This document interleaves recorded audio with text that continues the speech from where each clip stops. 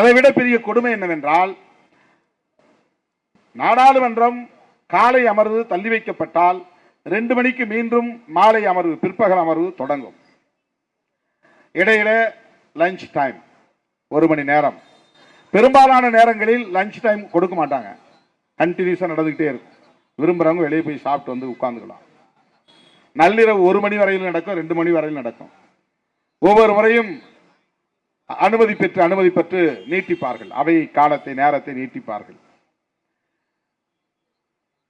1 மணிக்கு இந்த சம்பவம் நடக்கிறது. அவை முழுக்க மஞ்சள் புகை பரவுகிறது. நாடாளுமன்ற உறுப்பினர்கள் அனைவரும் அலறி அடித்துக் கொண்டு வெளியே ஓடுகிறார்கள். கண் எரிச்சல் என்கிறார்கள், மூக்கு எரிச்சல் என்கிறார்கள், நச்சு புகையோ என்று அச்சப்படுகிறார்கள். இந்த நிலையில 2 மணிக்கு மறுபடியும் அந்த அமர்வை கூட்ட வேண்டிய தேவை என்ன வந்தது? இது எவ்வளவு பெரிய கேள்வி. ஸ்பீக்கர் ஓம் பிர்லா 2 மணிக்கு வந்து உட்கார்கிறார். 1:15 தான் அது அந்த பரபரப்பு முடிகிறது. 1:30 மணிக்குத்தான் அவரை அழைத்துக் கொண்டு போகிறார்கள். அதுவரையில் யாரும் செக்யூரிட்டி வெளியில் இருந்து வரவில்லை. அவர்களை மடக்கி பிடித்ததே நாடாளுமன்ற உறுப்பினர்கள் தான், எதிர்க்கட்சி உறுப்பினர்கள் தான். பார்லிமெண்ட் செக்யூரிட்டி கூட வந்து பிடிக்கவில்லை. இவர்கள் அடித்து உதைத்து கொண்டு போய் ஒரு இடத்திலே வைத்திருக்கும் போதுதான் வந்து அவர்கள் அழைத்து போகிறார்கள். எவ்வளவு பலவீனமாக இருக்கிறது இந்த ஆட்சி நிர்வாகம் பாதுகாப்பு தொடர்பாக என்பதை புரிந்து கொள்ள வேண்டும். 2 மணிக்கு கூட்டத்தை கூட்டுறார் ஓம் பிர்லா. இது எவ்வளவு பெரிய அதிர்ச்சியை தருகிறது. 2 மணிக்கு வந்தா என்ன அர்த்தம்? அந்த புகையில ஒன்றும் இல்லை, அது நச்சு புகை கிடையாது, அதனால ஒன்றும் பாதிப்பு இல்லை அப்படின்னு நம்பித்தான் அவர் வந்து உட்கார்றார். அவருக்கு அந்த நம்பிக்கை இருக்கலாம், எல்லா உறுப்பினர்களுக்கு அந்த நம்பிக்கை வருமா?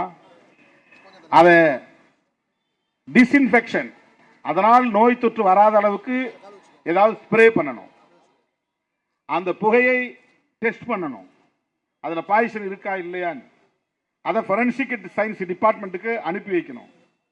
ஏன் ஒரு நாள் லீவ் விட்டா என்ன, அந்த ஆஃப் டே விட்டா என்ன, அடுத்த நாள் கூடினால் என்ன, அதை சுத்தம் செய்த பிறகு வந்தால் என்ன, அந்த காற்றெல்லாம் வெளியே போன பிறகு, புகையெல்லாம் வெளியே போன பிறகு வந்தால் என்ன குடிமூழ்க போகிறது? ஆக இதில் நமக்கு சந்தேகம் வருகிறது. ஆக ஓம் பிர்லாவுக்கு தெரிந்தே நடந்திருக்கிறதா? பிரதாப் சிம்ஹாவுக்கு தெரிந்தே நடந்திருக்கிறதா? கவனத்தை திசை திருப்புவதற்காக இதை பண்ணி இருக்கிறார்களா? அவர்கள் விரும்புகிற சட்ட மசோதாக்களை நிறைவேற்ற வேண்டும் என்பதற்காக செய்திருக்கிறார்களா என்றெல்லாம் கேள்வி எழுகிறது. எதிர்க்கட்சி உறுப்பினர்கள் எதுவும் ஜனநாயகத்தை மீறி கோரிக்கை வைக்கவில்லை. விவாதம் நடத்தணும், பிரைம் மினிஸ்டர் அல்லது ஹோம் மினிஸ்டர் தான், உள்துறை அமைச்சர் அவைக்கு வந்து உட்கார்ந்து அது சம்பந்தமா விளக்கம் சொல்லணும். ஒன்லி 2 கோரிக்கை தான். இதுல என்ன தப்பு இருக்கு?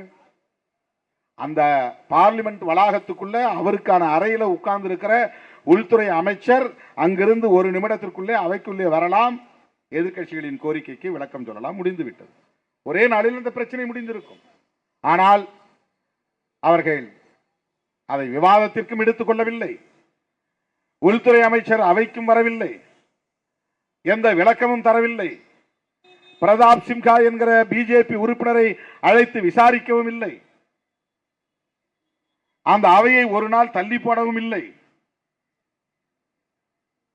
எதிர்க்கட்சி உறுப்பினர்களை கொத்து கொத்தாக இடைநீக்கம் செய்கிறார்கள். கேட்டால் நாடாளுமன்ற மரபை மீறுகிறார்கள். என்ன மரபை மீறினார்கள்? வழக்கமா காலங்காலமா நடக்கிறதா. எதிர்க்கட்சிகள் வெல்லுன்னு சொல்லி இந்த இடத்துல ஸ்பீக்கர் உட்கார்ந்துருக்காருன்னா எதிரில் கோர்ட்ல உட்கார்ந்துருக்க மாதிரி இந்த பக்கம் 4 பேர் இந்த பக்கம் 4 பேர் உட்கார்ந்து உறுப்பினர்கள் பேசுறதை எழுதிட்டு இருப்பாங்க.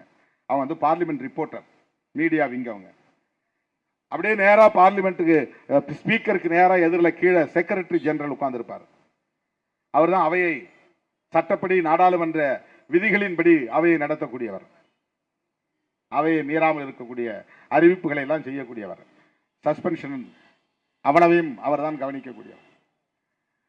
அந்த இடத்திற்கு பெயர் ஆங்கிலத்திலே வெல், கிணறு.